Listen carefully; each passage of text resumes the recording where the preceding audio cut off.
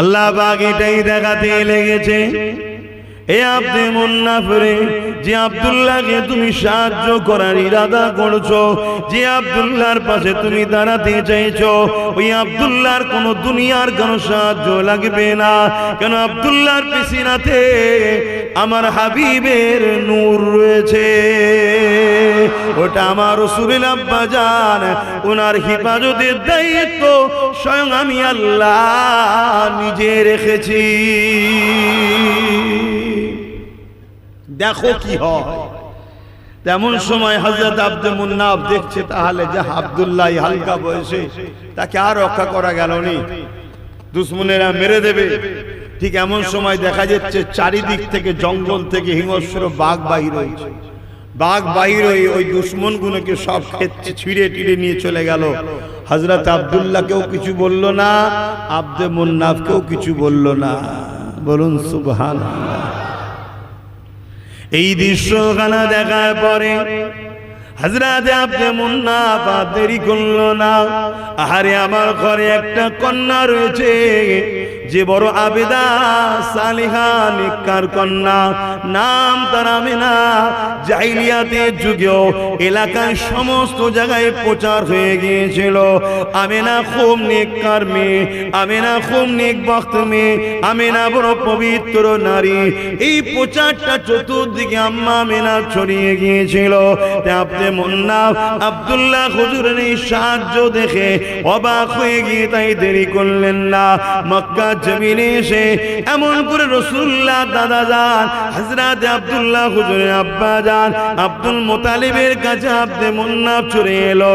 এসে বলতে লেগেছে, ভাই ছেলে তো বড় হতে লেগেছে, বিবাহর ব্যবস্থা কি কিছু করছো নাকি? আব্দুল মুতালিব হুজুর বলতে লাগলে, আমি তো পাত্রী খুঁজছি, তেমন পাওয়া যাচ্ছে না। হ্যাঁ, অনেক ধনী ঘর থেকে আসছে, বড় বড় রাইস ঘর থেকে আসছে, সরদারের ছেলের সঙ্গে বিয়ে হবে, অনেক অর্থশালী প্রভাবশালী ঘর থেকে আসছে, কিন্তু আমার মনের মতো হচ্ছে না। কেননা আমি পাক পবিত্র খাতুন খুঁজতে লেগেছে। ওই সময় আব্দে মুন্নাফ বলছে, হুজুর করে সরদার, হে আমাদের সরদার, হে আমার আব্দুল্লাহর আব্বা আব্দুল মুতালিব, আমার একটা কন্যা রয়েছে, নাম তার আমেনা। ওই সময় রাসূলুল্লাহ দাদা বললেন, হ্যাঁ সমাজে শুনেছি সে বড় গুণবতী, নেককার, পর্দানিশিনা, ধার্মিকা, বড় আবেদা সালেহা। তাহলে আপনি যদি রাজি হন, আমার কন্যার সঙ্গে আব্দুল্লাহ নেকা দিতে চায়, আর দেরি হলো না। আল্লাহ পাক জুরা যেখানে রেখেছে সেখানেই তো হবে। আমার রাসূলুল্লাহর নূর তো দুনিয়ার অন্য কেউ পাবে না। আল্লাহ যে নারীকে ঠিক করেছে সেই আম্মা আমেনাই তো পাবে।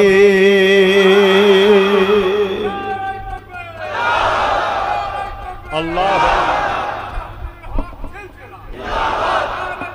আল্লাহ। হুজুরের বিবাহ শাদী হয়ে গেল হযরত আব্দুল্লাহ হুজুরের সাথে আম্মা আমেনা হুজুরের। আর এই নূর আসছে কতদিন থেকে? হযরত আদম আলাইহিস সালাম থেকে তবকার পর তবকা আসছে। হযরত আদম আলাইহিস সালামকে তৈরি করলেন আল্লাহ। শুনছেন তো আমার কথা? এগুলো জানুন, এগুলো জানতে হবে। যে নবীর কলমা পড়েন, যে নবীর উম্মত দাবি করেন, যে নবীর শাফাআত ছাড়া একটা কোনো বাপের বেটা জান্নাত যাওয়া তো দূরের কথা, কিয়ামতের লড়তে পারবে না। সমস্ত নবীরা পর্যন্ত কিয়ামতের দিন নফসি নফসি করবে। ওয়াকুলু আদম সফিউল্লাহ নফসি নফসি, ওয়াকুলু মুসা কালিমাতুল্লাহ নফসি নফসি, ওয়াকুলু ঈসা রূহুল্লাহ নফসি নফসি। ওই ময়দানে মাশরে যে নবী তোমার আমার শাফাআত করে জান্নাতে নিয়ে যাবে, সেই নবীর কথা যদি শুনতে ভালো না লাগে, জেনে রেখে দিও তুমি ঢোল কোম্পানি দাদের মলো, নামে মুসলমান, তুমি শেষ। কথা মাথায় ঢুকছে তো? এবার কার দিলে কি হচ্ছে আমার জানার দরকার নেই, তুমি ভালোভাবেই জানো তোমার ভালো লাগছে না ভালো লাগছে না। কথা শুনছেন? আওয়াজ শুনছেন না? হুজুরের কথা শুনছেন? কণ্ঠ শুনতে এসেছেন না? হুজুরের আলোচনা শুনছেন? হুজুর বলতে আমার নবীর কথা বলছি রে বাবা, আমি আবার কোথা হুজুর? আমার নবী হলেন হুজুর। আমার নবীর কথা শুনতে ভালো লাগছে? হ্যাঁ, তাহলে জানবেন ঠিক আছে। এখন পাপী ঠিকই, কিন্তু লাইনে আছে। আর যদি হুজুরের কথা শুনতে, নবীর কথা শুনতে ভালো না লাগে, মন ছটফট করছে, দৌড় বাবু একটু ঘুরে এসি, এই বাবা থাক, এরকম যদি হয় তাহলে জানবেন শয়তান তোমাকে গিরাস করে রেখেছে, তোমাকে ঠিক জায়গায় রাখতে দিচ্ছে না। আহা বাবেরা, নওজোয়ান তরুণেরা, আল্লাহ নবী নূহ মুবারক আদম আলাইহিস সালামের পেশিনাতে আল্লাহ বাদ দিয়ে দিলেন। আল্লাহ বা ফেরেশতাদের হুকুম করে দিলেন, আমার আদমকে তাজিমি সিজদা দাও। এই সিজদার কিবলা ছিল, লক্ষ্য ছিল আদম, কিন্তু প্রকৃত তাজিম নূরে মুহাম্মদ রাসূলের জন্য।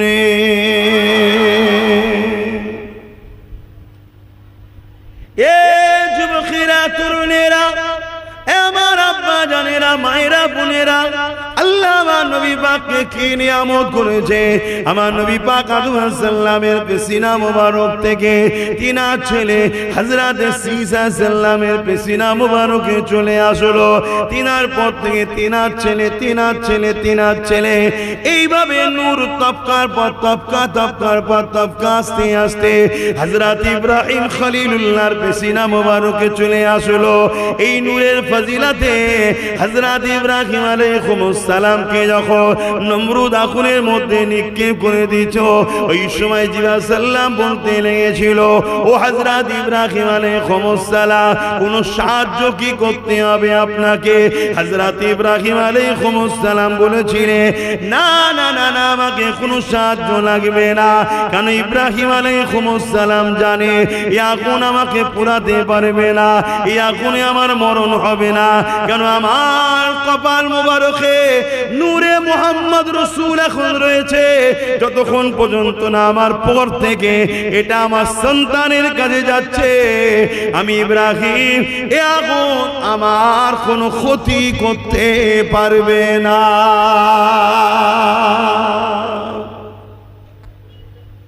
তাহলে আব্বা জানেরই তো সন্তান আমরা, আমরা তো ইব্রাহিম নবীরই সন্তান। ইব্রাহিম নবীর আকীদা আমার কাছে যখন নূরে মুহাম্মদুর রাসূল রয়েছে, এই আগুন আমার কোনো ক্ষতি করতে, তাহলে সেই বাপের ছেলে আমাদের দিলে যদি নবী থাকে, আমাদেরও তো আকীদা হওয়া দরকার যে দুনিয়া ও আখিরাতের আমার কোনো অসুবিধা হবে, আকীদা হওয়া দরকার। কিন্তু আমরা নবীকে রাখতে পেরেছি দিলে? সেই মহব্বত আমাদের দিলে আছে যে মহব্বত আমার নবী সাহাবারা, ওলি আউলিয়ারা দেখিয়েছে।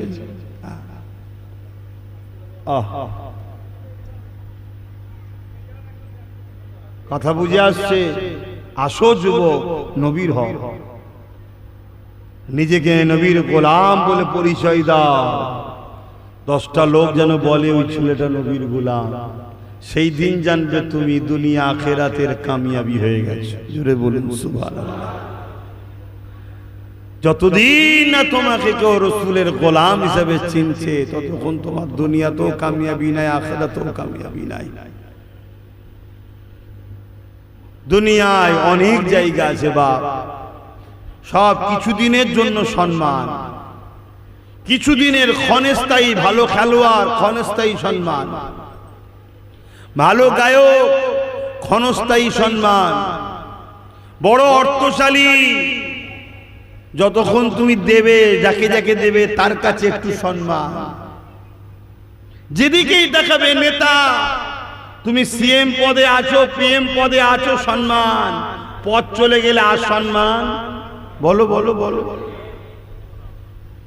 কোন জায়গাতে সম্মান নেই। আবার গোলামি করলে তো সেই জারি গোলাম হও, কোনো মাকাম নেই। কিন্তু এই পৃথিবীতে একটা জায়গা আছে যেখানে যত তুমি পুরাতন হবে, যত দিন যাবে, তত তোমার সম্মান আল্লাহ বাড়াতে থাকবে। ওই জায়গাটা হলো মুহাম্মদ রাসূলের গোলামি করা। জোরে বলুন সুবহানাল্লাহ। দাদা হুজুরের যে সম্মান এই বাংলায় কারো আছে? বলো, আজও তো চলে গেলে 100 বছর হতে যাচ্ছে। সম্মান কমছে না বাড়ছে? আগে শুধু দাদু যেত, এখন বাপও যায়, নাতি পুতাও যায়। কি লোক বাড়ছে না কমছে? সবাই গিয়ে দাঁড়িয়ে আছে, হুজুর দোয়া করবেন, হুজুর দোয়া করবেন। এ কি পয়সা দিয়ে সম্মান? হ্যাঁ, এটা হুজুরের গোলামির ফল। দাদা হুজুর রহমাতুল্লাহ আলাইহির থেকেও আরো আগে চলে গেছে, 800 বছর হয়ে গেল। সুলতানে হিন্দ আতায়ে রসুল মুঈনুদ্দিন আজমিরি, নেতা থেকে, কেতা থেকে, পিএম থেকে, সিএম থেকে, ডিএম থেকে, এম থেকে, গরিব থেকে, মুসলিম থেকে, অমুসলিম থেকে, পৃথিবীর দেশের বড় বড় ব্যবসায়ী থেকে সবাই গরিবের নওয়াজের কাছে যাচ্ছে, বাবা দোয়া করো বাবা। কি যাচ্ছে না যাই না, কিসের জন্য? সে তো 800 বছর আগে চলে গেছে। না, এটা হুজুরের গোলাম। এটা জোরে বলুন সুবহানাল্লাহ। এই আমার ভাইরা, আমার নবীর হও, আমার নবীর গোলাম হয়ে যাও। ঘুরতে ফিরতে সর্বসময় দরুদ পড়তে থাকো, দরুদ পড়তে থাকো, দরুদ পড়তে থাকো। দরুদ পড়লে নবীর সঙ্গে সম্পর্কর গভীর বাড়ে।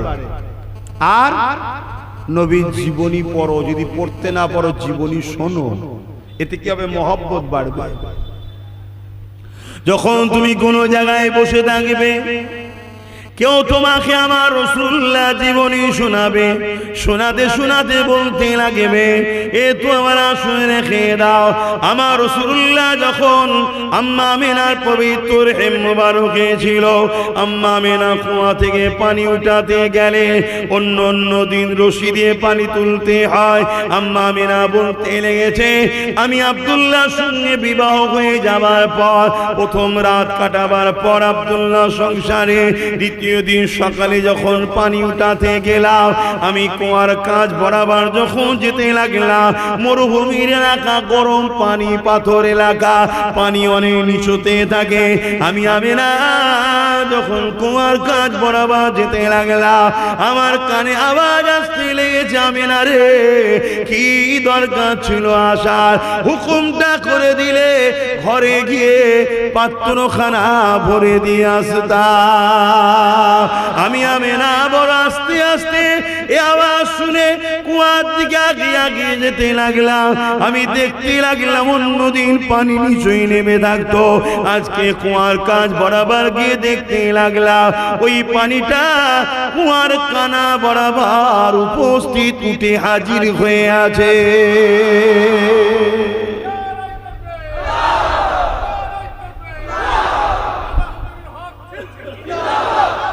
আল্লাহ, এই যে কথাটা শুনছেন, এতে শুনে হুজুরের উপরে আপনার প্রেম ভক্তি বাড়বে না কমবে? কি নিয়ামতের নবী তিনি। হ্যাঁ, মায়ের পেটে থাকা অবস্থায় মা যেন কষ্ট না পায়, দড়ি ধরে তুলতে হবে, পানিকেই ওপরে তুলে দিয়েছে। এসব কার জন্য হচ্ছে? আমার নবীর জন্য। বেশাক করার মালিক হলেন আল্লাহ, কিন্তু বরকতটা কার? মুহাম্মদুর রাসূলুল্লাহ সাল্লাল্লাহু আলাইহি সাল্লামের।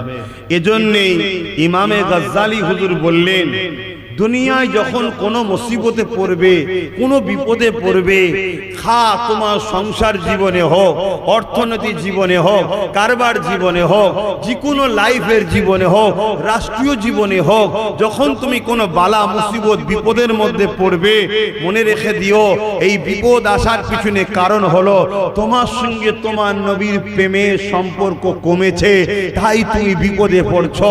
কেন? মুস্তাফার গোলাম, সে কখনো মুসিবতে পড়তে পারে না। হ্যাঁ, হতে পারে আল্লাহ তাকে সম্মানিত করার জন্য তাকে শহীদের দরজা দিতে পারে, এটা ভিন্ন বিষয়, কিন্তু অপমান, অপদস্থ, লাঞ্ছিত, বেউজ্জতি, আজকে আমরা কুকুরের থেকে বেহাল অবস্থা, আমাদের দুর্দশা চলছে, এরকম বেউজ্জতি কখনো হয়নি, ইতিহাসের তারিখ বলছে কখনো হয়নি।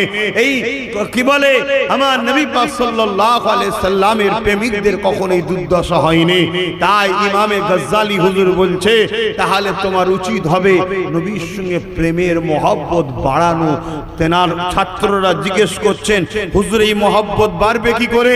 আল্লাহর নবী আল্লাহর মাহবুব বান্দা ইমামে গজ্জালী রাহমাতুল্লাহ আলাইহি তিনি বলতে লেগেছেন হয় তুমি দরুদ বেশি বেশি করে পড়তে হবে আর নবীর জীবনী পড়তে হবে।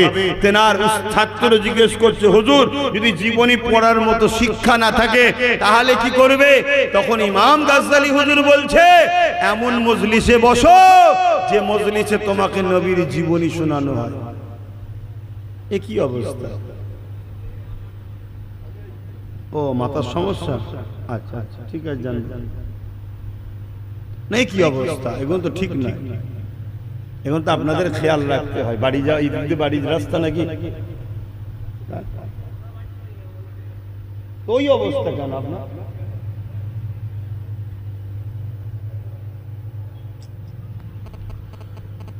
আল্লাহ মাফ করুন। কথা বুঝে আসছি তো নাকি?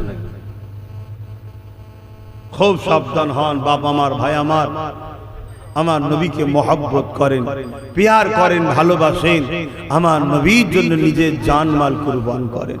হে যুবকেরা, তোমার বেঁচে থাকার মাকসাদ যেন এটা হয় আমি বেঁচে আছি রসুলের জন্য, আমি মরব রসুলের জন্য। জোরে বলুন সুবহানাল্লাহ।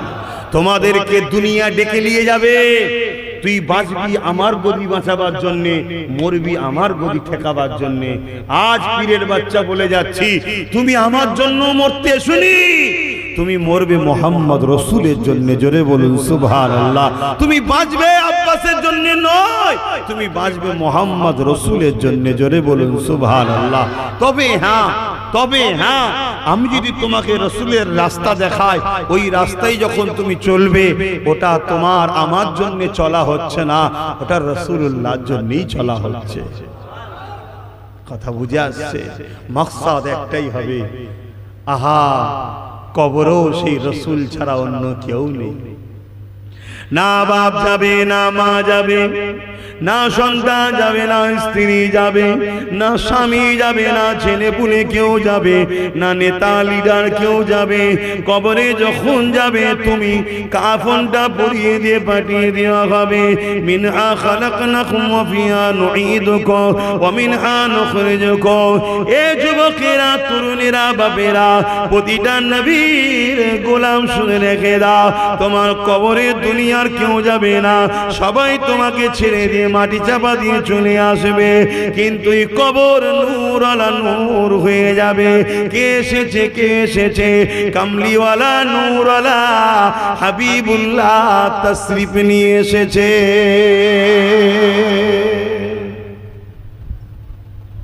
সেই নবীকে তুমি প্রাধান্য দাও, ভালোবাসো।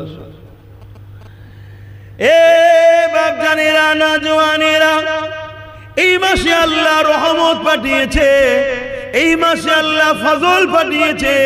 এই আল্লাহ কোরআনের মধ্যে জানিয়ে দিলেন কুল বিফাদলিল্লাহি ওয়া বিরহমাতিহি ফাবিযালিকা ফালিয়াফরাহু। এ দুনিয়ার মানুষেরা, আমার হাবিব আপনি বলে দিন দুনিয়ার মানুষ যেন আমার রহমত পেয়ে ফজল পেয়ে খুশি বানায়। তাহলে আল্লাহর হুকুম হলো রহমত পেয়ে খুশি বানাতে হবে, আল্লাহর হুকুম হলো ফজল পেয়ে খুশি বানাতে হবে। আমার নওজওয়ানেরা, আল্লাহ পাক অন্য আয়াতের মধ্যে সূরা আম্বিয়ার মধ্যে জানিয়ে দিলেন ওয়ামা আরসালনাকা ইল্লা রাহমাতাল লিল আলামিন। আমি আমার হাবিবকে তামাম আলমের জন্য রহমত করে পাঠিয়েছি। আমি আমার হাবিবকে তামাম আলমের জন্য পাইকারে রহমত বানিয়েছে। আমার নবী পাক হলেন আল্লাহ পাকের রহমত। আল্লাহ বললেন আমার রহমত পেয়ে খুশি বানাও। এই নবী পাক যে মাসে এসেছে, সারা বছর তো নবীর জন্য খুশি আমরা, এই মাসে বেশি বেশি করে খুশি বানাও। এই মাসে বেশি বেশি করে কোরআন তেলাওয়াত করো, এই মাসে বেশি বেশি করে নফল নামাজ পড়ো, এই মাসে বেশি বেশি করে দান খায়রাত করো, এই মাসে নফল রোজা রাখো। এই মাসের 12 তারিখ সকল ঈদের থেকেও শ্রেষ্ঠ ঈদ আল্লাহ বানিয়েছে। এ যুবকেরা, রোজার মাসে একটা রাত আছে কদরের রাত, যে রাতের ইবাদত হাজার মাসের ইবাদতের সমান। কেন ওই রাতের ইবাদত হাজার মাসের ইবাদতের সমান? কারণ ওই রাত্রে আল্লাহ পাকের ফেরেশতা এসেছে, ওই রাত্রে আল্লাহর কোরআন নবীর উপরে ফেরেশতা নিয়ে এসেছে। এই ওই রাতটার গুরুত্ব এত, এক রাত ইবাদত করলে হাজার মাসের ইবাদতের সওয়াব হবে। আরে আমার নবী না এলে কদরের রাত হতো না, আমার নবী না এলে ফেরেশতা আসতো না, আমার নবী না এলে কোরআনও আসতো না। তাহলে কোরআন আসার জন্য, ফেরেশতা আসার জন্য ওই রাত যদি হাজার মাসের ইবাদতের সওয়াবটা হয়, যে নবীর উপরে কোরআন এসেছে, সেই সাহেবে কোরআন যে দিনে এসেছে, সেই রাত, সেই শুভে সাদে, সেই দিনটার হাজার কদরের থেকেও উত্তম। আরো জোরে বলুন সুবহান। আমার নবীর মাকাম বুঝছেন তো? আমার নবীকে বিয়ার করে, আহা নবী নবী করে। রাত্রে একা যখন হবেন বা কখনো একা যখন হবেন, দরুদ শরীফ পড়েন, হুজুরের সবুজ গম্বুজকে খেয়াল করেন, হুজুরকে বলেন যে হুজুর আমি আপনাকে ভালোবাসি, আমি এই সমস্যায়, এই বিপদে আছি, এই আছি। আরে তোমার জানের থেকেও কাছে তোমার নবী আছে। জোরে বলুন সুবহানাল্লাহ। আর নামাজের মধ্যে ফিস ফিস করে বলা হয় আত্তাহিয়াতু লিল্লাহি ওয়াস সালাওয়াতু তাইয়্যিবাতু আসসালামু আলাইকা আইয়ুহান নবী। কি জোরে জোরে বলা হয়? নবী সালাম দেওয়া সুন্নাত, জবাব দেওয়া ওয়াজিব। তুমি নবীকে সালাম দিচ্ছ, নবী জবাব দিচ্ছে। জোরে বলুন সুবহানাল্লাহ। হ্যাঁ, প্রত্যেকটা মসজিদে ঢোকার সময় দোয়া আছে, আল্লাহুম্মা ইফতাহ আলী আবওয়াব রাহমাতিক। এই দোয়া পড়ার আগে একটা জিনিস করতে হয়, সেটা জানেন? এই দোয়া কবুলই হবে না যদি মসজিদে দোয়া পড়ার আগে, মসজিদে ঢোকার দোয়া পড়ার আগে নবীকে সালাম দিতে হয়। আসসালাতু ওয়াসসালামু আলাইকা রাসূলুল্লাহ ইয়া হাবিবাল্লাহ ইয়া নূরুল্লাহ। এই সালাম দিবার পর তারপরে আপনাকে পড়তে হবে আল্লাহুম্মা ইফতাহ আলী আবওয়াব রাহমাতিক, তবে তোমার ওই দোয়াটা কবুল হবে। কথা বুঝে আসছে? আমার নবী ছাড়া কোনো রাস্তা নাই, কোনো রাস্তা নাই। আহারে, কিয়ামতের দিন বড় বড় ওলি আউলিয়ারা ময়দানে মাশরে জাহান্নামের গর্জন শুনে অজ্ঞান হয়ে যাবে।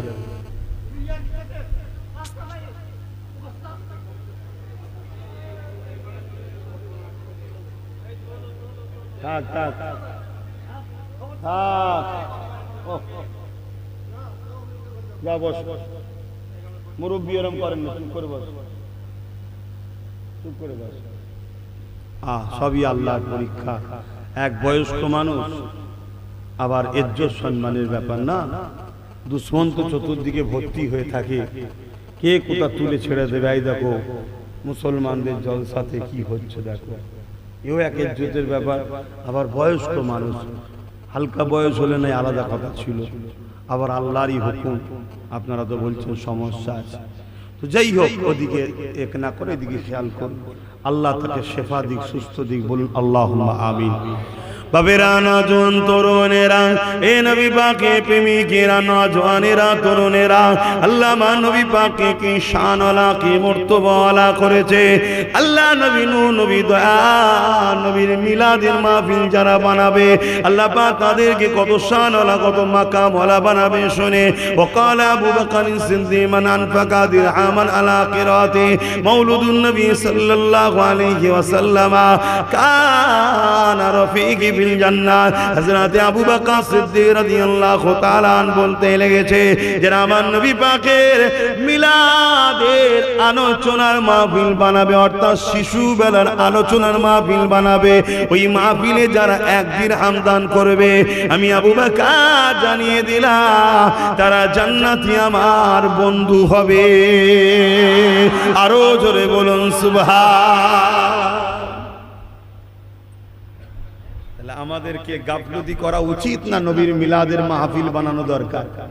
আবার বলছি, মিলাদের মাহফিল মানে শিশুবেলার আলোচনার মাহফিল। শিশুবেলার আলোচনার মাহফিলকে মিলাদের মাহফিল বলা হয়। নবীর আগমন নিয়ে আলোচনা যেখানে হয়, কথা বুঝে আসছে? যেখানে আলোচনা হয় আম্মা আমিনা বলতে লেগেছে, আমার বাচ্চা যখন দুনিয়ার বুকে আগমন করলো, দুনিয়ার অন্যান্য নারীরা কত ব্যথা যন্ত্রণা কষ্ট ভোগ করত। দুনিয়ার অন্যান্য মায়েদের সন্তান থাকলে মায়েদের পেটটা বড় হয়ে যায়, সবাই বুঝতে পারে সন্তান রয়েছে, কিন্তু আমি আমিনা আমার বাচ্চাকে গর্ভে রাখলাম, কোনোদিন আমার পেট বড় হয়নি। এবং দুনিয়ার মায়েদের সন্তান যখন পেটে থাকে, ওই মাকে এমন করে মাসে যেটা হয় ওটা বন্ধ হয়ে যায়। কেন বন্ধ হয়ে যায়? আমার তোমার নাভির সঙ্গে মায়ের নাভিকে কানেকশন করিয়ে ওই রক্ত যেটা মাসে মাসে হয় ওটা বাচ্চার শরীরে দেওয়া হয়। কিন্তু আমার রাসূলুল্লাহ আম্মা জান বলেন, আমার বাচ্চাকে আল্লাহ ওই রক্ত দেননি। এমনকি আম্মা আমিনা বলতে লেগেছে, আমার বাচ্চা যখন আমার গর্ভ থেকে দুনিয়ায় আসলো, আমি আমিনা অবাক হয়ে গেলাম, আমি একটা নূর দুনিয়ায় আমার পেট থেকে এসেছে, যার আসার সাথে সাথে আমার ঘর আলোকিত হয়ে গেছে, মাগরিব থেকে মাশরিক পর্যন্ত আলোকিত হয়ে গেছে। আমি অবাক হয়ে দেখতে লেগেছি, আমার বাচ্চার শরীর থেকে এত জ্যোতি, এত লাইট, এত নূর, এত আলো বেরোতে লেগেছে। আমি বাচ্চাকে কোলে তুলে নিয়ে আদর করতে লেগেছে। হঠাৎ করে আমার ঘরের ছাদ ফেটে যায়, এমন করে আমার ঘরের মধ্যে কুয়াশা ঢুকতে লেগেছে, এত কুয়াশা ঢুকতে লেগেছে, আমার ঘরটা অন্ধকার হয়ে গেল। আমার বাচ্চাকে আর দেখতে পাইনি, বাচ্চা গায়েব হয়ে গেছে। আমি আমিনা চিৎকার করে কাঁদতে লাগলাম, আমিনা কাঁদতে লাগলাম। যখনই আমি কাঁদতে লেগেছি, গায়েব আওয়াজ এসে গেল, এ আমিনা রে, কাঁদবেন না, আপনার বাচ্চাকে পুরো কায়নাত দুনিয়া ঘুরিয়ে দেখানো হচ্ছে। কেন? আপনার বাচ্চা সমস্ত মখলুকাতের নবী, যাতে করে কেউ না বলে যে নাকি আমি চিনি না, তাই সবাইকে দেখানো হচ্ছে। তোমাকে আমাকে রুহের জগতে দেখিয়েছে। এ যুবকেরা, তরুণেরা, বাপেরা, আবার রাসূলুল্লাহকে দুনিয়া ঘুরিয়ে আল্লাহ পাক আবার আম্মা আমিনার কোলে ফিরিয়ে দেয়।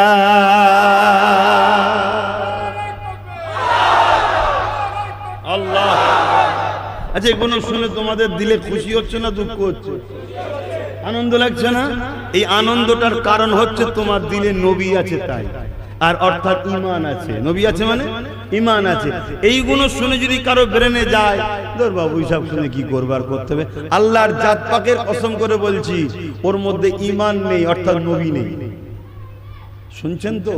হ্যাঁ, যে নবীর জন্য নামাজ পেয়েছি, অনেকে নামাজ চিনেছে, নবী চেনে নেই।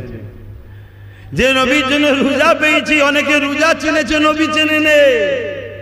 যে নবীর জন্য হজ পেয়েছি, অনেকে লাখ লাখ টাকা খরচ করে হজ করছে, নবীর মিলাদের মাহফিল খরচ করতে চায় না। সব লাইট ফাইট করার কি দরকার? এসব করার কি দরকার? অত বেটার বেদিবার সময়, মেয়ের বেদিবার সময় পুরো লাইট করে গ্রামের লোককে খাইয়ে গোপ পাক দিচ্ছে। আমি কত দাতা দেখেছিস? হ্যাঁ, আর কিছুদিন যেতে না যেতেই তালাক হয়ে গেছে, ঘরে এসে বসে গেছে। এই ঘটনা ঘটনা। হ্যাঁ, খুব সাবধান, বিয়াদবি করুনি, কপাল ফাটা হয়ে মরে যেতে হবে। দুনিয়া চিরস্থায়ী নয়, সব জায়গায় পাল্লা লাও। আল্লাহ ওয়ালাদের সঙ্গে পাল্লা নেবে না। সবার সঙ্গে ঝগড়া করছে আলাদা বিষয়। যারা সেজদা ও হাত তুলে দোয়া চাওয়া অভ্যাস আছে, এদের সঙ্গে ঝগড়া করতে যাবো না। এদের সঙ্গে ঝগড়া করলে বিপদ আছে, কারণ এরা ঠিক জায়গায় অভিযোগ দেয়। এদের অভিযোগ দিবার জায়গা আলাদা। আর দুনিয়া অন্যজনের সঙ্গে ঝগড়া করছো, কেউ থানায় যাবে, কেউ কোর্টে যাবে, কেউ আরো একটু জায়গায় যাবে, এসব আলাদা জায়গা রে বাবা। হ্যাঁ, আর যারা সেজদা দিয়ালো, যারা নবীকে মহব্বত করালো, এদের সঙ্গে পাল্লা নিতে যাও না। কথা বুঝে আসছে? অনেকে তো দুনিয়াতে ঠেক খেয়ে যায়, আমি তো মনে করি ওর কপাল ভালো যে আল্লাহ শুধরাবার রাস্তা দিয়েছে। অনেকে দুনিয়ায় ঠেক খাবে না, পরকালে যে দেখবে জাহান্নামের সামনে, আর কোনো উপায় নেই। দুনিয়ায় ঠেক খেলে তারপরে তো শুধরে যাবে, ঠিক তো নাকি? গ্রামের রাস্তায় গাড়ি চালাতে গিয়ে যদি অ্যাক্সিডেন্ট হয়ে যায়, হালকার উপরে হয়েছে, মেন রোডে যদি হয়ে যায়, ও তো চিমটে দিয়ে বেলচে দিয়ে টেনে তুলে নিয়ে আসতে হবে। এখানে না একটা দুটো ঠ্যাং ঠ্যাং ভেঙে যাবে। আল্লাহ যদি কাউকে দুনিয়াতে ঠেক খেয়ে দেয়, জানতে হবে ওকে শুধরাবার রাস্তা দিচ্ছে। কিন্তু কিছু কপাল ফাটা আছে, ঠেক খাওয়ার পরেও শুধরাচ্ছে না। কি শুধরাচ্ছে? তোমাদের এলাকায় কি হচ্ছে জানি না, অনেক জায়গায় যেচ্ছে। গতদিন যারা আমাদেরকে দালাল বলেছিল তারা এখন ডাইরেক্ট দালালি করার জন্য ঢুকে গেছে। তোমাদের এলাকা হচ্ছে? হ্যাঁ, ওরে বাবা, আবার কি মুসলমানের ছেলে! হ্যাঁ, কত ফতোয়া দিচ্ছিল সেদিন, আমাদেরকে কত গাল দিচ্ছিল, আমাদের সঙ্গে নাকি এদের যোগাযোগ আছে সব বলছিল না। যেই পাল্টি মেরেছে সেই গাদ্দার গুলি আবার সব ঢুকছে। হ্যাঁ, মনে রেখে দিও, যে দল আমার রাসূলুল্লাহর বিরোধী করে, যে জামাত আমার মসজিদের মাইক খোলে, যে জামাত আমার মসজিদের নিয়ে সমালোচনা করে, যে দল আমার কোরআন নিয়ে সমালোচনা করে, ওই দল যারা করো সে মুসলিম নামধারী মুনাফিক বেঈমান ছাড়া অন্য কিচ্ছু নয়। অতএব এদের জানাজা, এদের সহযোগিতা, এদের সঙ্গে সালাম কালাম, এদের সঙ্গে লেনদেন যারা করবে, তোমরা কিয়ামত দিন নবীর শাফাআত পাবে না। আমি বলে যাচ্ছি, সেদিনও বলেছিলাম, আজও বলছি, সরকার তো তোদের হাতে। লিয়াই কোন ভাড়াটিয়া মুফতি আছে, ভাড়া করে লিয়াই আব্বাস সিদ্দিকী ভুল ফতোয়া দিচ্ছে। লিয়াই বুখারী শরীফের হাদিস, হযরত আব্বাস রাদিয়াল্লাহু তাআলা আন থেকে রাত, আল্লাহর নবী বললেন, কোন ব্যক্তি যদি অত্যাচারী জালিমকে শক্তিশালী করার জন্য তার সাথ দেয়, ওই ব্যক্তিটা ইসলাম থেকে বেরিয়ে যাবে। বুঝতে পারছি? ধরুন কোন এক জালিম মসজিদের মাইক খুলে লিখছে, এ জালিম অত্যাচারী নয়? আর কোন মুসলমান যদি তাকে সহযোগিতা করে, আল্লাহ রসুলের হাদিস, ওই মুসলমান ইসলাম থেকে বেরিয়ে যাবে। যে ইসলাম থেকে বেরিয়ে যায় তার ঈমান থাকে। একটু হুঁশ করে কাজ করো। কপাল ফাটা যদি শুধরাবার হতে একটু শুধরে যেত, যে যা হয়েছে হয়েছে ভাই, আমরা তোদের সাথে ঝগড়াও করব না, আমাদেরকে লিতে মন যাচ্ছে লিস, আর নাই ডিস্টার্ব করিস না ভাই, একটু চুপচাপ হয়ে যাচ্ছি, তসবিহ তাহলিল করি, নামাজ পড়ি, আল্লাহ আল্লাহ করি। কি কিন্তু না, না, নোংরা খাওয়া অভ্যেস, হারাম খাওয়া অভ্যেস, যতক্ষণ মুখে জালি দেখো জালি ছিঁড়ে ফেলছে খাবে জন্য। এরকম গাদ্দার আছে না? না, একটু সাবধান হওয়া দরকার আছে না? না। আবার অনেকে ভাবছি যে আমাকে তো বলেছে সাথ দেবে। আরে মির্জাফরের কথা ভুলে গেছো? ব্রিটিশরা তো মির্জাফরকে বলেছিল, সিরাজউদ্দৌলার জায়গায় তোকে বসাবো, তুই আমাদের সাথ দে। কি লাস্টে যখন মির্জাফর সিরাজউদ্দৌলাকে ফাঁসিয়ে দিল, তখন ব্রিটিশ এসে বলছে, তুই যদি তোর জাত ভাইয়ের সঙ্গে গাদ্দারি করতে পারিস, তাহলে আমাদের সঙ্গে গাদ্দারি করবি নি? হতে পারে? কথা শুনছেন? আল্লাহ আমাকেও আমাদেরকে হেফাজত করেন, বলুন আল্লাহুম্মা আমিন। খুব সাবধান হন, আর ঘাবড়াবার কিচ্ছু নেই। আল্লাহ আছেন না? নাই, ঘাবড়াবেন না। ও কে কোথায় এসেছে, কে কোথায় বসেছে, কিচ্ছু ব্যাপার নেই। দেখতে দেখতে 5 বছর কেটে যাবে। আল্লাহর পক্ষে, নবীর পক্ষে থাকেন, আল্লাহর মার হবে, দেখবেন সব চিৎপাতাং হয়ে যাচ্ছে। ঘাবড়াবেন না। গরিবের ভালোবাসবেন, এতিম ভালোবাসবেন, ন্যায়ের পক্ষে থাকবেন, সত্যের পক্ষে থাকবেন, নবী বংশের আওলাদদের সাথে থাকবেন। বলুন ইনশাআল্লাহ। হ্যাঁ, আর লোভ করবেন না, লোভ করবেন না যে আমাকে পথ দিতে হবে, না হয় আমি অন্যদিকে চলে যাবো, তাহলে তো সমস্যা। ডাল তো একটা, 3 জন চাইলে কজনকে দেবে? কি এসব লোভ টোভ করবেন না। আসেন বাপের আমার, নবী পাকের আলোচনার একটু করি। অসুবিধে হচ্ছে যুবকদের, যুবকদের বলছে অসুবিধা হচ্ছে কেন? তোদের নিয়ে চিন্তা তো, তোদের এখন শরীর এখানে, মন যদি অন্য জায়গায় থাকে তো বিপদ হয়ে যাবে। তো কোন লাইলিকে এখন মন দিয়ে বসে আছে কে কোথান কে জানে? হ্যাঁ, আরে সব ধোকা, সব ধোকা। মন দাও হুজুরকে, জোরে বলুন সুবহানাল্লাহ। হ্যাঁ, তোমার পিছনে দুনিয়া ছুটবে, তোমাকে কারো পিছনে ছুটতে হবে না, দুনিয়া তোমার পিছনে ছুটবে, কিন্তু তোমায় পাবেও না। কেন? তুমি এমন কে জনকে মন দিয়েছো সেখানে অন্যজনের চান্স পাই না। বলো সুবহানাল্লাহ।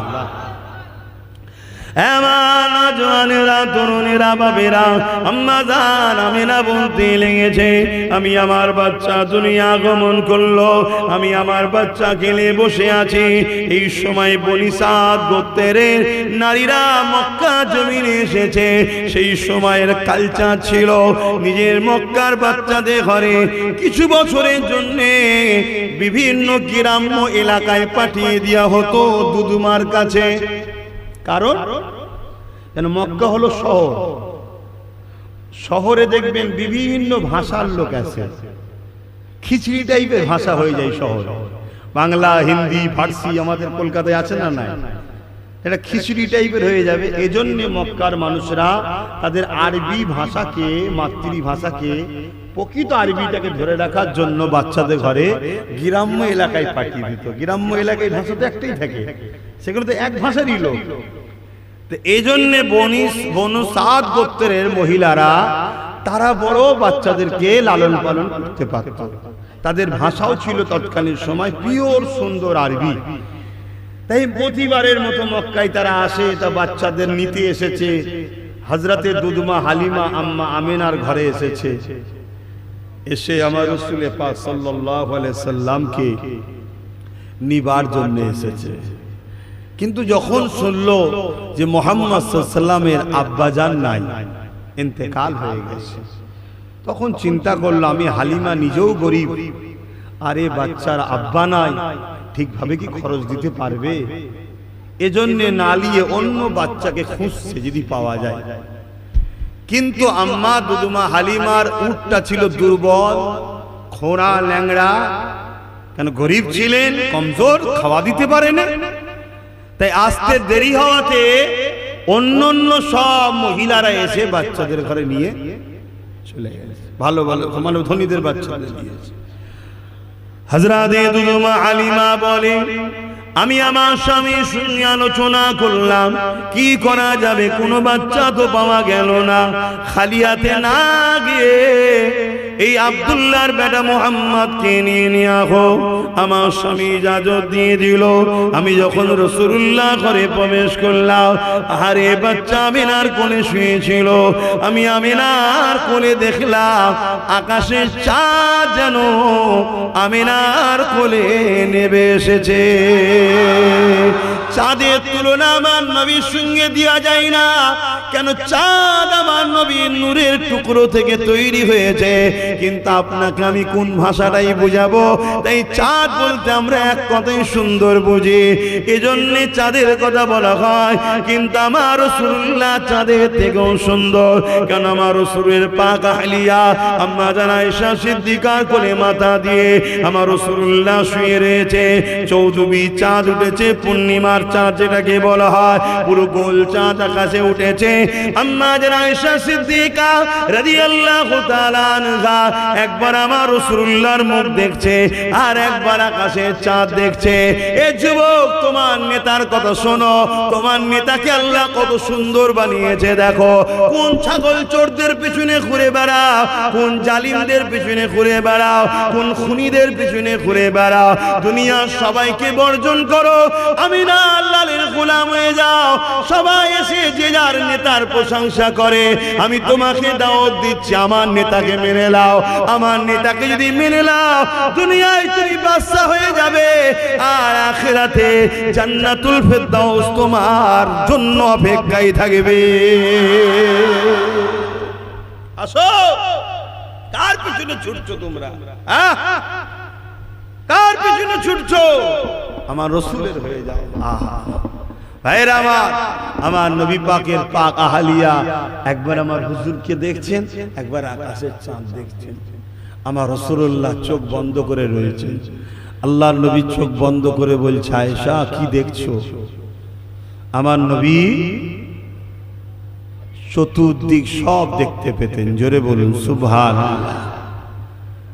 আমার আকীদা আমার রাসূল চাইলে আজকের এই মজলিসটাও দেখতে পারেন। জোরে বলুন সুবহানাল্লাহ। তাহলে আমাদেরকেও তো সাবধান হওয়া দরকার, আদবের সঙ্গে আসা, আদবের সঙ্গে বসা, কি যাতে করে আমার নবী দেখে খুশি হয়। হ্যাঁ, আল্লাহ চাইলে আমার নবীকে ক্ষমতা আল্লাহ দিয়েছে। তিনি যদি ইরাদা করেন, ইচ্ছা করেন, আমি দেখব আমার নবীর দেখার ক্ষমতা কে দিয়েছেন? আল্লাহ দিয়েছেন। আরে তুমি আমি মানুষের তৈরি করা, আমেরিকায় খেলা হচ্ছে ফিফা, আর আমরা ঘরে বসে দেখছি। তা আমার রসুল পাক মদিনা থেকে বসে তোমায় আমায় দেখতে পারে না? হ্যাঁ, এজন্য সেজে গুজে আসবে, একটু বসবে, যখন একটু সেজে গুজে বসবে, আতর মাখবে। আমার নবী আতর পছন্দ করতেন, খুশবু, সেন্ট মাখবে না। সেন্ট স্কিনকে ক্ষতি করে। যে জায়গায় সেন্ট ব্যবহার করবে, কিছুদিন পরে দেখবে ওই সেন্টটার কাজ করছে না, ওর থেকে হাই লাগবে, তারপরে ওটাও কাজ করছে না, আরো হাই লাগবে। স্কিনের মধ্যে ব্যাকটেরিয়া তৈরি করে। আর আতর এত নিয়ামতের জিনিস, তুমি আতর ব্যবহার করতে করতে করতে করতে একদিন তোমার পাসিনা থেকেই খুশবু বেরোবে। বলুন সুবহানাল্লাহ। আতর ব্যবহার করবে। আমার নবী পছন্দ করতেন খুশবু। আমার নবী তো নিজেই খুশবু। নবী পাকের শরীর থেকে পাসিনা বেরোতো, আম্মা জানরা সব শিশিতে ভরে ভরে রাখতেন। তোমাদের নেতা, আমার নেতা, কথা বুঝে আসছে? আর এইসব চোরগুলোর পাশে টিকার মতো উপায় নেই। মানে সুদের গন্ধ বেরোচ্ছে, হারামের গন্ধ। শোনো, উম্মতে মুহাম্মাদি তাই ধরা পড়ছুনি। অন্যান্য নবীর উম্মতদের যারা সুদ খেত, বাইরে বেরোলে গাদে গন্ধ বেরোতো, পুরো পচা টয়লেটের মতো। লোক বুঝিয়ে তো এই লোকটা সুদ খায়। শুধু আমার নবীর খাতিরে আল্লাহ তোমার আমার আয়ে পাপকে চেপে রেখেছে। আমি হুজুর সেজে বসে আছি। আহা, যদি আমার নবী না আসতো, আমারও যা ভুল ভ্রান্তি তো সব জেনে যেত তোমরা। কথা বুঝে আসছে? আল্লাহ সব চেপে রেখেছে নবীর খাতিরে। তো তোমাদেরও বাপ ছেলের কাছে চেপে আছে, ছেলে বাপের কাছে চেপে আছে, স্বামী স্ত্রীর কাছে, স্ত্রী স্বামীর কাছে, সব পাপ চেপে রেখেছে আল্লাহ। কেন? আমার নবীর উম্মত যেন লজ্জা না পেয়ে যায়। ভাবতে পারছো? হ্যাঁ, খবরদার সেই নবীকে ভুলে যেও না। নবীকে প্যার করো, মোহব্বত করো, ভালোবাসো। আসেন, আমি যে কথা বলছিলাম, আম্মা জান হালিমা বলেন, আমি বাচ্চা মুহাম্মাদের ঘরে যখন প্রবেশ করলাম, আমি দেখতে পেলাম আমিনার কোলে খেলতে লেগেছে একটা নূর। সেই নূর যখন আমি ঘরের মধ্যে প্রবেশ করলাম, আমার দিকে তাকিয়ে মুচকে একটা এসেছিল, যে হাসিটা আমার দিলের মধ্যে যেন গাওয়া দিল, এ হালিমা রে, দুনিয়া তোকে গরিব বলে অপমান করে, আমাকে কোলে নিয়ে নে, দুনিয়া আখিরাত তোর চর্চা হবে। দেখুন, আমি আম্মা হালিমার চর্চা করছি না, করে আলোচনা করছি না, করিনি। হ্যাঁ, আম্মা হালিমারের দাম বাড়লো কি করে? আমার রাসূলের জন্য। এ যুবকেরা, তরুণেরা, আম্মা জান হালিমা বললেন, এ আমিনা, আপনার বাচ্চাকে আমি নিতে চাই। আম্মা আমিনা বললেন, এই বাচ্চার আব্বা ইন্তিকাল হয়ে গেছে, বেশি খরচ কিন্তু দিতে পারবো না। দুদুমা হালিমা বলতে লাগলো, এ আমিনা, চিন্তা করবেন না, আমি আপনার বাচ্চাকে যথেষ্ট মর্যাদা দিয়ে ভালোবেসে আদর করে লালন পালন করব। অনেক বড় কথা সাথে করে কোলে করে যখনই নিল, আম্মা হালিমা বলতে লেগেছে, আমার মাথার তালু থেকে নিয়ে পায়ের তালু পর্যন্ত বাচ্চাকে কোলে নেওয়ার সাথে সাথে পুরো ঠান্ডা হয়ে গেছে। আমি যখন এই বাচ্চাকে নিয়ে বনুসাদ গোত্রের দিকে রওনা দেবে বলে আমি আমার উটনির পিঠে উঠলাম, যে উটনিটা দুর্বল ছিল, খোঁড়া ছিল, কমজোর ছিল, আমি অবাক হয়ে গেলাম। ওই উটনি আর খোঁড়া নাই, দুর্বল নাই, সবল শক্তিশালী হয়ে গেছে। উটনি এত দ্রুত যেতে লেগেছে, আমার আগে যারা বেরিয়েছিল সবাইকে পিছনে রেখে আমি হালিমা সবার আগে ঘরে পৌঁছালাম। কার বরকতে? বলুন, কার বরকতে? আরে বলুন না, আমার নেতার বরকতে। কার বরকতে? জোরে বলুন, কার বরকতে? হ্যাঁ, গর্ব করুন, আমার নেতা।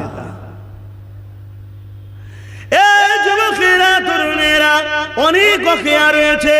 আম্মা জান দুদুমা হালিমা বলতে লেগেছে, আমার বাচ্চা মুহাম্মদ রাসূলুল্লাহকে আমি বড় আদর যত্ন করি, আলাদা নজরে রাখি।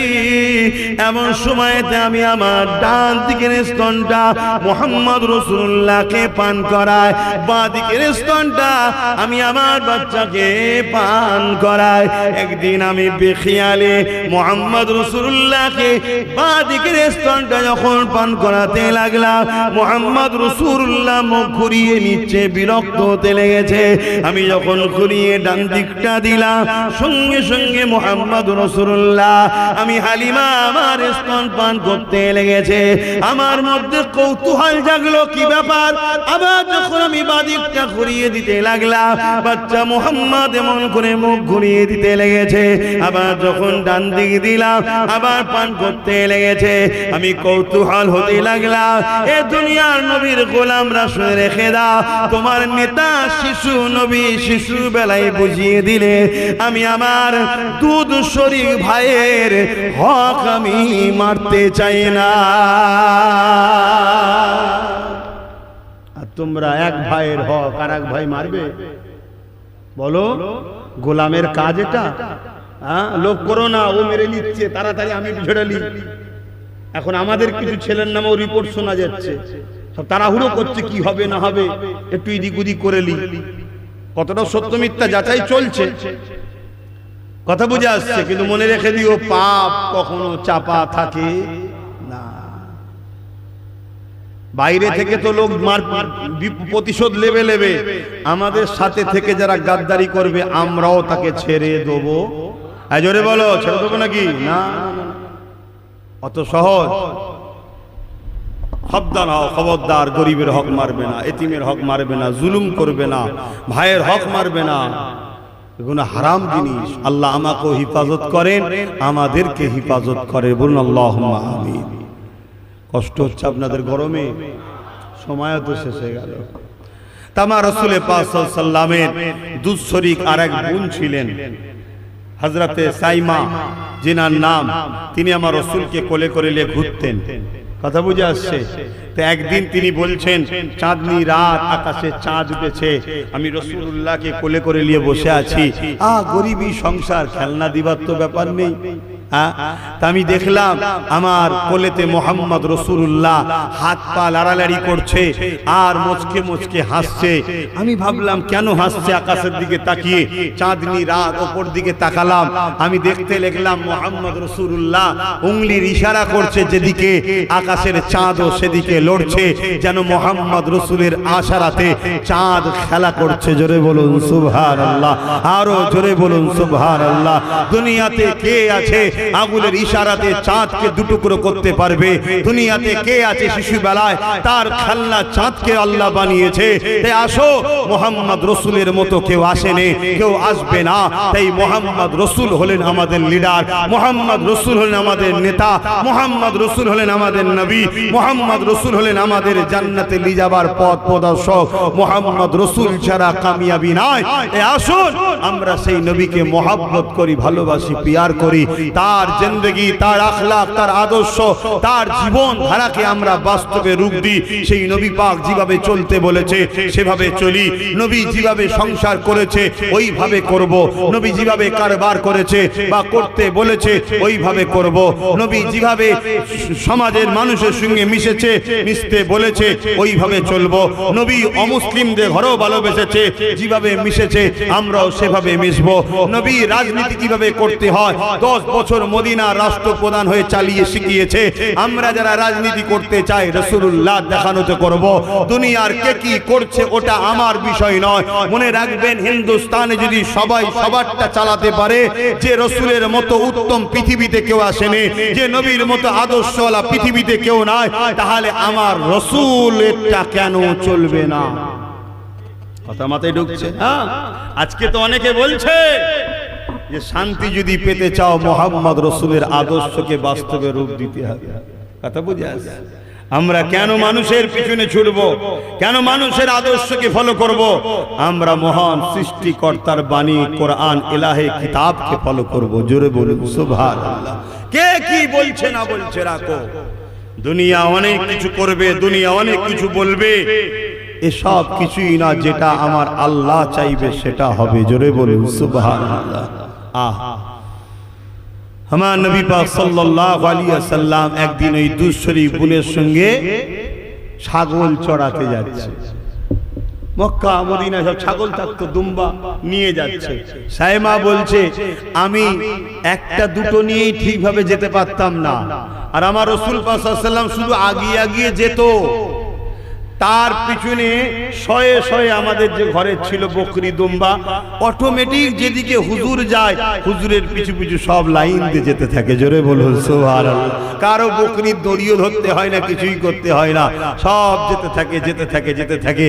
এভাবে দীর্ঘদিন হতে হতে একদিন দেখলাম অচেনা দুজন ব্যক্তি মোহাম্মদ রসুলকে ধরে নিয়ে গিয়ে তুলে নিয়ে গিয়ে এক পাহাড়ের চটির উপরে উঠলো, উঠে তার বুককে চিড়ে দিচ্ছে। এই দৃশ্য দেখে আমি সাইমা ঘরে এসে মাকে শোনালাম, দুদুমা হালিমাকে।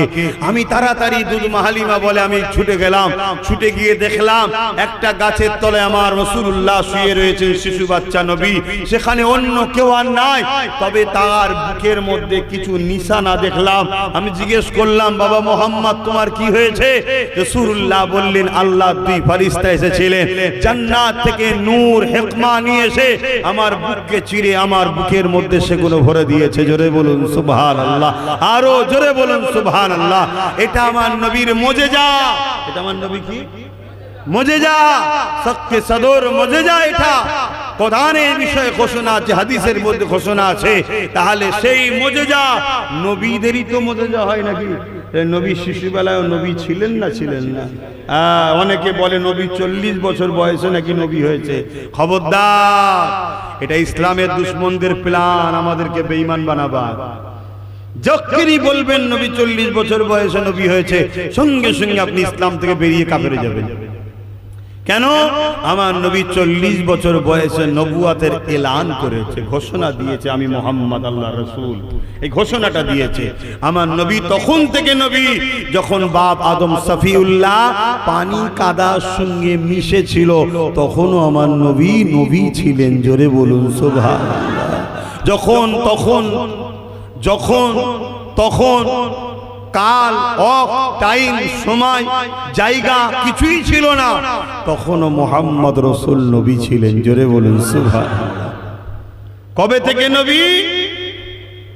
যখন কবেও ছিল না, জবেও ছিল না, তখনও নবী নবী ছিলেন। জোরে বলুন সুবহানাল্লাহ। আল্লাহ এক ছিলেন, দ্বিতীয় কিছু ছিল না। আল্লাহ সর্বপ্রথম বানালেন নূরে মুহাম্মদুর রাসূল। জোরে বলুন সুবহানাল্লাহ। দুই হলো, কথা বুঝে? দ্বিতীয় হলো, তৃতীয় আর কেউ নাই। তখন থেকে মুহাম্মদ রাসূল নবী ছিলেন। জোরে বলুন সুবহানাল্লাহ। এই আকীদা ঠিক রাখেন, নাই দাড়ি লম্বা, মাথায় টুপি, নামাজ 5 ওয়াক্ত, তাহাজ্জুদ। আকীদা ঠিক না থাকলে জাহান্নামী। শুনছেন তো? কিচ্ছু করার নেই। নবীকে চিনুন, নবীকে প্যার করুন, নবীকে মহব্বত করুন, নবীকে ভালোবাসুন।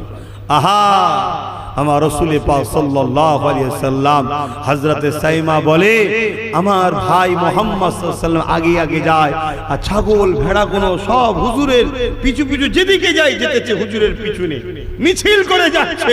কথা বুঝাচ্ছে? আর আমি সাইমা অবাক হয়ে যায়, আকাশের এক টুকরো মেঘলা সর্ব সময় আমার নবীকে ছায়া করে করে ঘোরে। জোরে বলুন সুবহানাল্লাহ। আরো জোরে বলবেন না সুবহানাল্লাহ। ভাড়া করে কাউকে দিয়ে ছাতা টাঙাতে হয়নি রে বাবা আমার নেতাকে। এখন অনেক দেখেন না, ছাতা ধরো, পয়সা দিতে হয় তারপরে ছাতা ধরে। নেতাজি ছাতা ছেড়ে দিয়ে পালাবে যদি পয়সা না দেয়। শুনছেন তো নাকি? আর আমার হুজুর, তিনার জন্য আল্লাহ মেঘলাকে ডিউটিতে লাগিয়ে দিয়ে যায়। আমার বন্ধুর নূরে তৈরি, আমার বন্ধু যেখানে যেখানে যাবে তুই ছায়া করে করে ঘুরবি। জোরে বলুন সুবহানাল্লাহ। আমার নবী যখন বড় হয়ে গেলেন, হযরতে খাদিজা হুজুরের ব্যবসার দায়িত্ব নিলেন। জানেন তো নাকি? একদিন আমার নবীর যেতে একটু দেরি হচ্ছে, হযরতে খাদিজা হুজুর ঘরের ছাদে উঠেছে। খাদিজা হুজুর সেই সময় পৃথিবীর বিখ্যাত ধনী ছিলেন, পৃথিবী বিখ্যাত। তো ওই সময় খাদিজা হুজুর ঘরের ছাদে উঠেছে, উঠে দেখছে মুহাম্মদ সাল্লাল্লাহু আলাইহি ওয়াসাল্লাম আসতে দেরি হচ্ছে কেন, দেখছে আমার রাসূল আসছে আর এক টুকরা মেঘলা হুজুরকে ছায়া করে করে আসছে। জোরে বলুন সুবহানাল্লাহ। এই দৃশ্য দেখে আম্মা খাদিজা হুজুর নবী যেই ঘরে ঢুকেছে আমার রাসূলকে সঙ্গে সঙ্গে বলেছে, মুহাম্মদ সাল্লাল্লাহু আলাইহি ওয়াসাল্লাম আমি একটা কথা আপনাকে বলতে চাই। কি কথা? আমি আপনাকে বিবাহ করতে চাই। জোরে বলুন সুবহানাল্লাহ। আমার রাসূল কি উত্তর দিয়েছিলেন? এর জন্য আমার চাচা জান গার্জিয়ান আছে। জোরে বলুন সুবহানাল্লাহ। তখন নবী তো আব্বা জান নেই, গার্জিয়ান কে? চাচা জান আছে। তা হযরতে আম্মা জান হালি কি বলে খাদিজাতুল কুবরা রাসূলের চাচার কাছে পাইগম পাঠালো, পৃথিবী বিখ্যাত ধনী নারী। বিবাহ হয়ে গেল, বাসর রাত। আমার রাসূল পাক সাল্লাল্লাহু আলাইহি ওয়াসাল্লামের কাছে আম্মা জান খাদিজা বলছেন, হুজুর আমার একটা প্রস্তাব আছে। কি? আমার যত ধন দৌলত জমি জায়গা আছে এ সব কিছুর মালিক আজ থেকে আপনি। জোরে বলুন সুবহানাল্লাহ। কেন? কেন? স্ত্রী যদি ধনী হয় স্বামী যদি মনে কষ্ট পায়। দেখুন কেমন আদর্শবতী নারী। আমার রাসূল কি উত্তর দিলেন? খাদিজা, কেন আমার নবী সম্বন্ধে তো আম্মা খাদিজা এখনো ভালোভাবে জানতে পারছে না। আমার নবী খাদিজা পৃথিবী বিখ্যাত ধনী আর আমার নবী দোনো জাহানের বাদশা। জোরে বলুন সুবহানাল্লাহ। এটা তো আম্মা খাদিজা এখনো বুঝতে পারছে না। তা বুঝতে পারছেন তো? আমার রাসূল বলছে, খাদিজা তুমি এটা করছো কেন? না হুজুর আপনার খুশি চাই আমি। আল্লাহ নবী বললেন, আমাকে যদি খুশি দেখতে চাও খাদিজা আমি চাই এই সমস্ত ধন দৌলত গরিবদের মধ্যে বন্টন করে দাও। জোরে বলুন সুবহানাল্লাহ। সেটাই করা হয়েছিল। যাক আমি আর আলোচনা করছি না। আমার নবীকে প্রিয়ার করবেন, যুবকরা ভালোবাসবেন, দরুদ পড়বেন, নবী নবী করবেন। নবীর যেখানে ভালোবাসা আছে সেখানে যাবেন, যেখানে নবীর আলোচনা নেই, নবীর প্রেম নেই সেখানে থাকবেন না। মনে থাকবে? বড় মসজিদ, বড় মাদ্রাসা, বড় আল্লামা, বড় মুফতি, বড় শায়েখ, বড় পীর ও সব রাগিয়ে যা বাবা। শুনছেন তো নাকি? হ্যাঁ, নবী আছে কি বল? নবীর আলোচনা, নবীর প্রেম, নবীর ভালোবাসা, নবীর কথা শোনাচ্ছে কি দেখবে? যদি দেখো আছে তাহলে যাবে, যদি নেই তো দূরে। যদি মানার হয় মানো, যদি ভালো লাগে আমাকে, আর যদি মনে হয় না তাহলে কিছু বলার নেই। কোনো মিটিং মিছিলে ডাকে কোনো জায়গায় সাড়া দিতে যাবে না, চুপচাপ থাকো। শুনছেন? খুব বুদ্ধিমানের কাজ করছে মুসলমান এখন, খুব বুদ্ধিমানের কাজ করছে। পায়ের উপরে পা দিয়ে ঝগড়া করার চেষ্টা করছে, দেখছেন না? কোন রকম ভাবে কোনো দিকে মাথা দিতে যাবে না। ঘর মে আগ লাগি হ্যায় ঘর কি চারাগ সে। আল্লাহ যখন কোন জায়গায় আগুন লাগাবে না ঘরে ঘরেই লাগিয়ে দেবে। চিন্তা করছো কেন? চুপ করে বসো না। আমার কথা বুঝছো তো নাকি? তুমিরা বুঝলেই ভালো হবে, কিন্তু যারা যাদের জন্য বলছিনি তারা সব বুঝে যাচ্ছে। তোমরা বুঝতে পারছো তো? হ্যাঁ, আসো সালাম দেবো হুজুরকে। ইয়া নবী সালাম।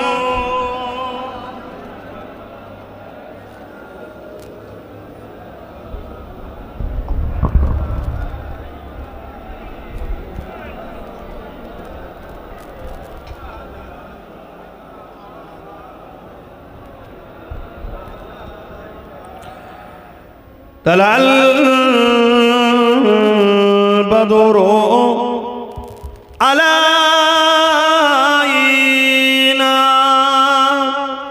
من شنيات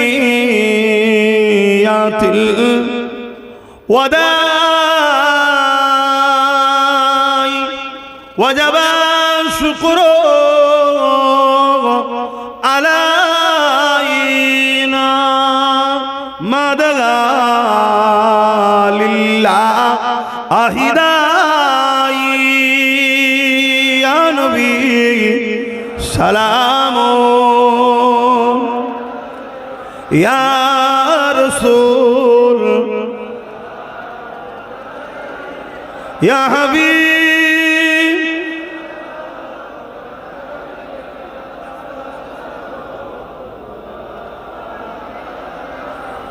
জিবরাইল দিলে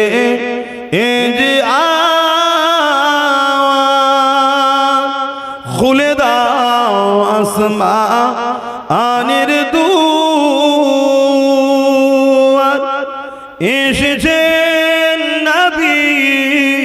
ঈদের সরদার করিতে আল্লাহ আরো দিদার নবী সালাম ইয়া রাসূল ইয়া হাবিব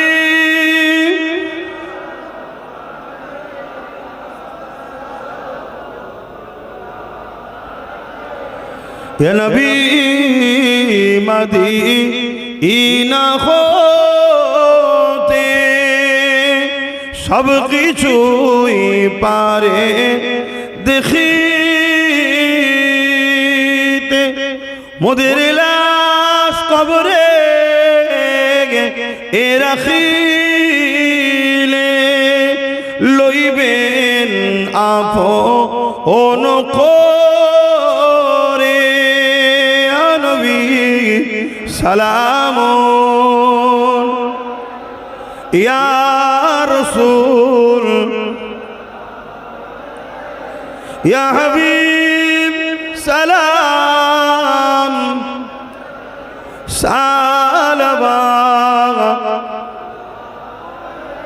সকলে বসুন বালাগাল উলা বিকামালিহি কাসাবাত দুজা বিজামালিহি হাসানাত জামিউ কুসালিহি সাল্লু আলাইহি ওয়া আলিহি আল্লাহুম্মা সাল্লি আলা